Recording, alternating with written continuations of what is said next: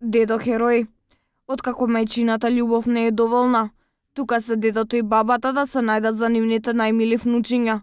Малата Јована, која е родена со посебни потреби и пати од епилепсија, има родители кои заслушно се за пофалба. Нејзиниот дедо Јован, по кога е крстена, стана нејзин татко, откака нејзината млада мајка ја напуштила и заминала во Германија, а таткото воопшто не води грижа. Јован Игнатов е дедо кој ќе стори се за неговата внука Јована. Нејзиниот дедо ни се представи и накратко ни раскажа за болеста на својата внука и како тоа се нашол во позиција да биде одново родител, бидејќи нема кој да ја згрижи Јована. Оди на школа во Малина Поп Иванова, со посебни потреби, специјална паралелка. Па меѓу тоа, Вие сте дедото? Јас сум дедото, да.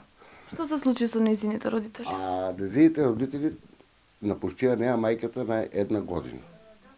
Зошто? Па изгледа тоа си генетски таа болест, со мажија, нивните родители покриваа го тоа. Едно некој не го кажаа дека си имал тоа, не сепак да го кажа, немаше да дозволиме до тај степен да дојде.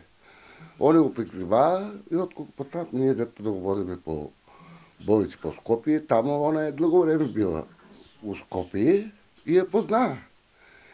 Вика, неа викат на презиме како бебе. А се вика Јасмина мајки. Она е Острумица.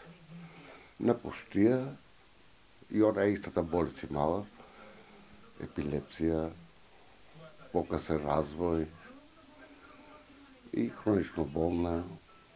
Осе. Дедото Јован го користи максимумот од себе, за да ја овозможи правилен развој на својата внука, како и неговата супруга, откако бабата на Јована доживеала здравствени проблеми со крвта.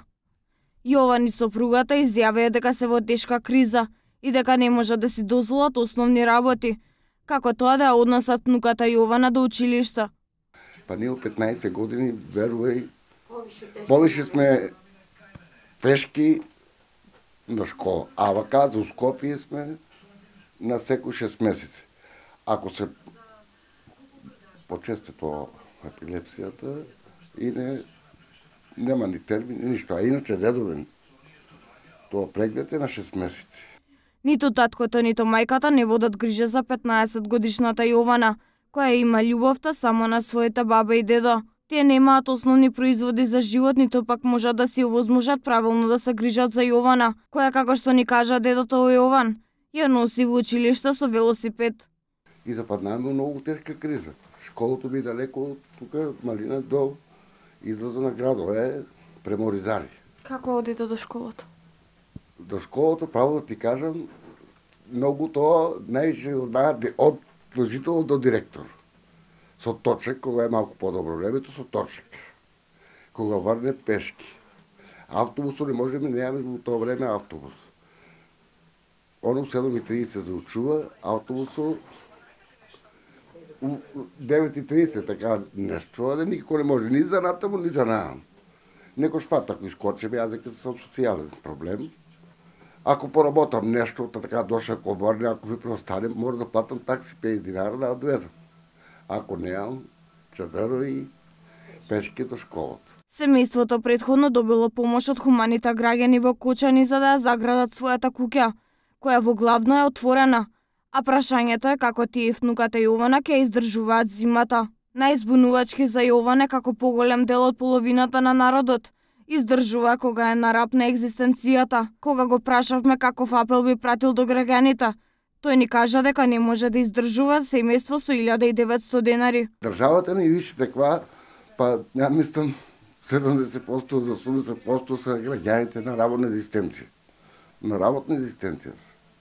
Секој гледа да сврзе крај на крај. А чекчето може да ви го покажам 1900 динара, јас се извинјавам, 1900 динара социјално пример.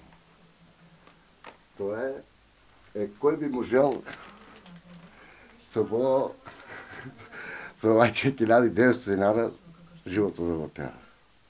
Имаше таму некои интервјуи по телевизија, слушаме, не левлеват ни надеж дека ќе има нешто покачување на социјално.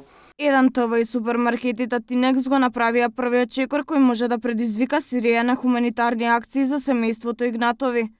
Тие добија вредносни ваучери од 10.000 денари, кои би представувале само прв чекор за подобро утро за нив, како и за малата Јована.